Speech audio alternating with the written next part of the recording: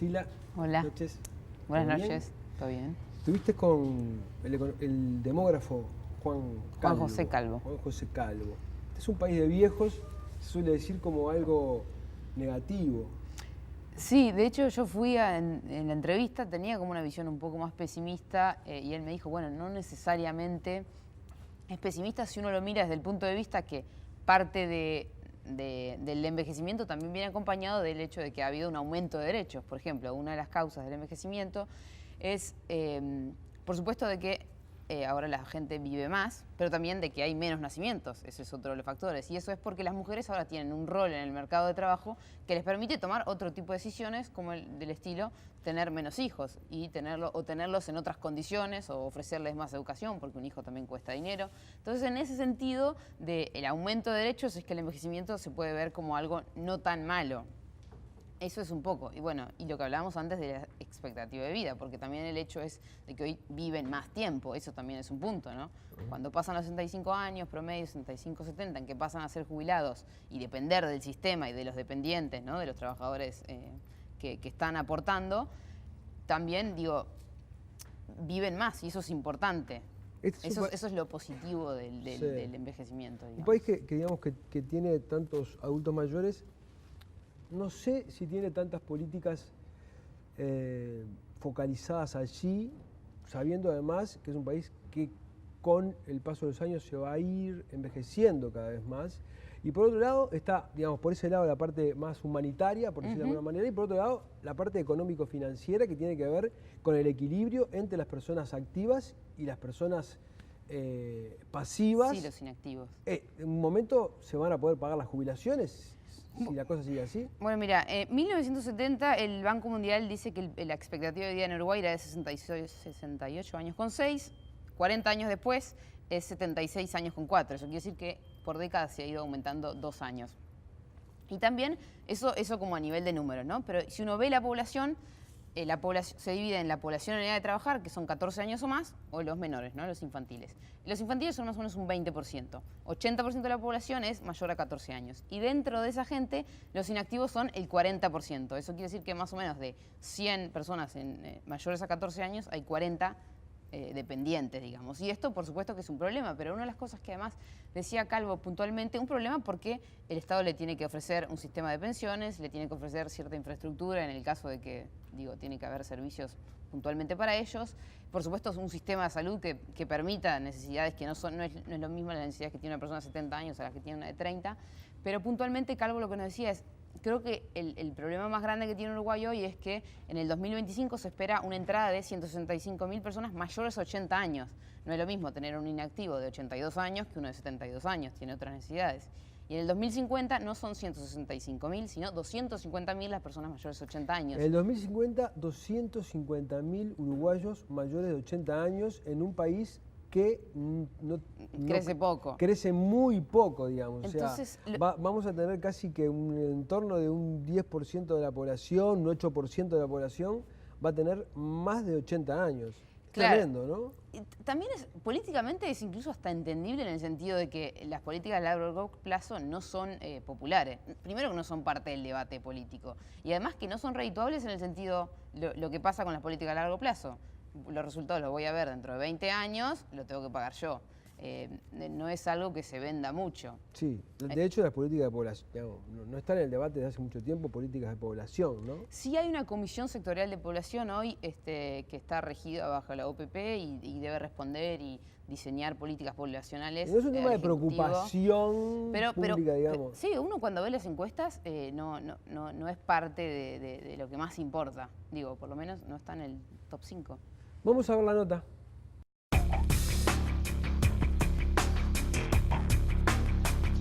Se dice que una población es envejecida cuando la franja de personas con más de 65 años supera el 10% de su población. En Uruguay, eso se alcanzó en el censo de 1975.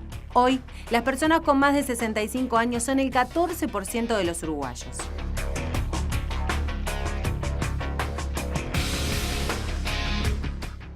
En Uruguay, la población crece lentamente.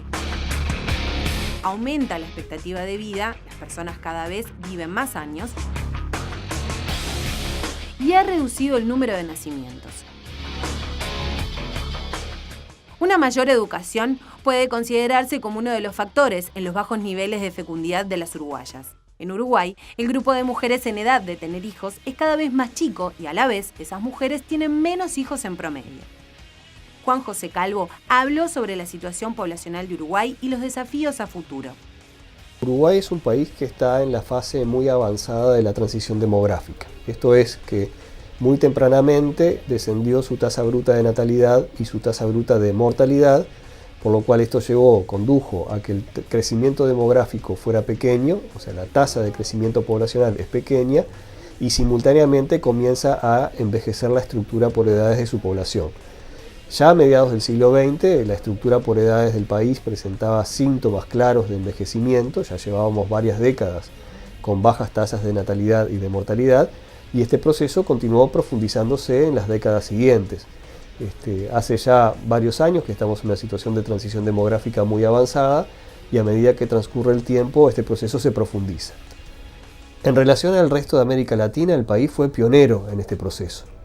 Pero es un proceso que están siguiendo el conjunto de los países, es algo con mayor o con menor rezago, pero lo están procesando tal vez incluso a mayor velocidad de lo que lo hizo Uruguay. Uruguay tiene una tasa de fecundidad de reemplazo de 1,9, por debajo del nivel recomendado. ¿Esto quiere decir que estamos en problemas? Uruguay está ligeramente por debajo de este valor 2,1, no demasiado lejos, está en las cercanías de 1,9. Esto es una fecundidad ligeramente baja, pero está muy lejos de ser una fecundidad muy baja. No es un tema desde el punto de vista cuantitativo preocupante. En realidad, el umbral en el cual nosotros clasificamos a los países entre fecundidades bajas y muy bajas es un valor de 1,5 y estamos realmente muy lejos de ese valor 1,5. Por otra parte, no es un país que esté realizando este proceso en solitario. En el mundo hay 76 países que ya tienen fecundidades por debajo del reemplazo. Muchos de ellos hace décadas que llevan la fecundidad debajo de este nivel de reemplazo. Entre 1950 y 2000, las tasas de fecundidad de las mujeres de 20 a 24 años se redujeron en un 21% y para las mujeres de 25 a 29 años apenas un 14%, mientras que en las edades posteriores a los 40 años la disminución supera el 54%. El único grupo que muestra una tasa persistentemente más alta es el de 15 a 19 años. Hoy, ellas son responsables de 1 de 6 nacimientos que se producen en el país, mientras que hace 40 años era solo 1 de 2. Lo preocupante, o tal vez el desafío principal, no está dado en el valor que tiene la tasa global de fecundidad, sino en las disparidades que existen en la sociedad sobre cómo ocurren los modelos reproductivos. Aquí hay una fuerte polarización y que además implica dos desequilibrios que ocurren en simultáneo, o 2 grados de insatisfacción. Por un lado tenemos personas, tenemos parejas o familias que tienen menos hijos de los que desean tener. Esto está sobre todo concentrado en los niveles educativos medios altos y altos, en niveles socioeconómicos medios y medios altos. Y por otro lado tenemos la insatisfacción inversa. Personas o mujeres que tienen más hijos de los que desean tener. Entonces aquí sí tenemos un desafío importante desde el punto de vista de la búsqueda de un objetivo o meta, que es garantizarle a las personas el ejercicio de derechos reproductivos que les permitan tener la cantidad de hijos que efectivamente desean tener en el momento que deseen tenerlos y criarlos en las condiciones en que deseen criarlos. Esa es una meta de política de población deseable que se basa en un enfoque de derechos y no una meta cuantitativa que busca que la tasa global de fecundidad sea de tal o de cual otro valor.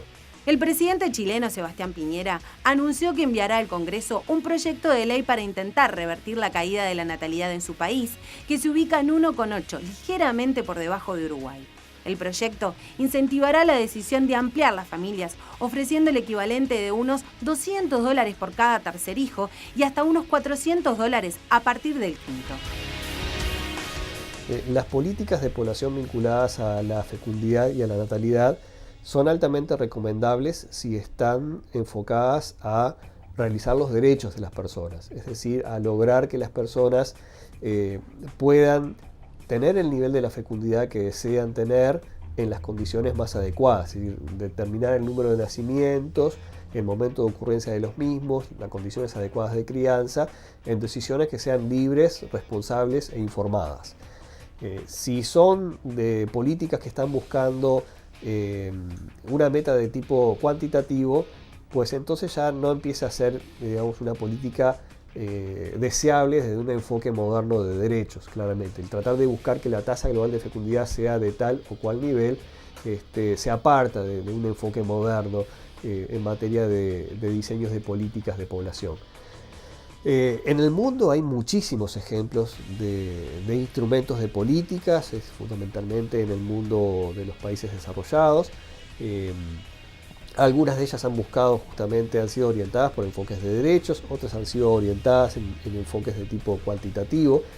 Hay muchos instrumentos, por ejemplo, podríamos mencionar entre algunos de ellos la extensión de las licencias maternales, de las licencias paternales y de las licencias parentales, la eliminación de las discriminaciones en el mercado de trabajo que pueden ser objeto las mujeres o las parejas jóvenes por estar en edad de reproducirse, la extensión de la implementación de sistemas de guarderías y de cuidados, las exoneraciones de tipo fiscal, las transferencias directas, los pagos monetarios de tipo directo, el facilitamiento para el acceso a cierto tipo de servicios, típicamente los servicios de vivienda. Bueno, eso es un universo que se practica en muchos países. Las medidas en algunos casos han sido exitosas, en otros casos no lo han sido, y no necesariamente un tipo de medidas, es decir, el mismo tipo de medida puede ser adecuado en cierto país y logra los objetivos que busca, y en otro país exactamente la misma medida no logra resultados. Los modelos de desarrollo económico toman las tasas de crecimiento de la población como una variable primordial en materia de crecimiento de las economías, aunque no parece ser un tema demasiado debatido a nivel político y social. Una de las variables clave,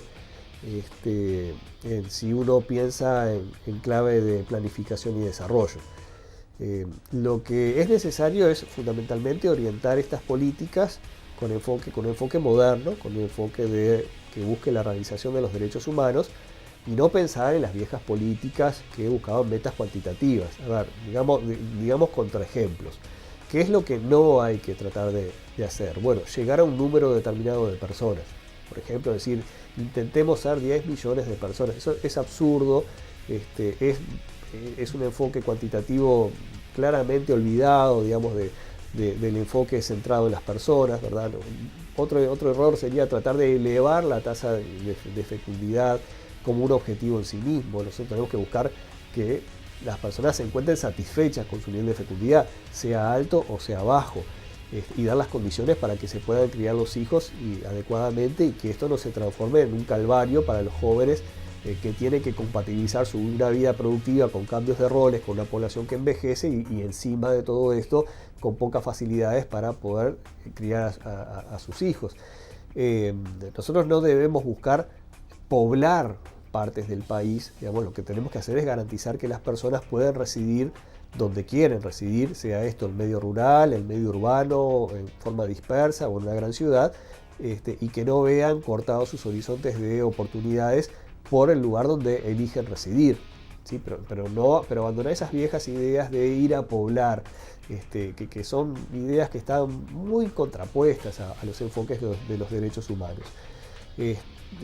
El conjunto del diseño de las políticas de población es difícil, porque muchas veces los instrumentos implican costos actuales y muy focalizados en términos de a quién le corresponde pagarlos, y los beneficios son beneficios futuros y que están más difusos en términos de efectivamente a quién están beneficiando, ¿sí?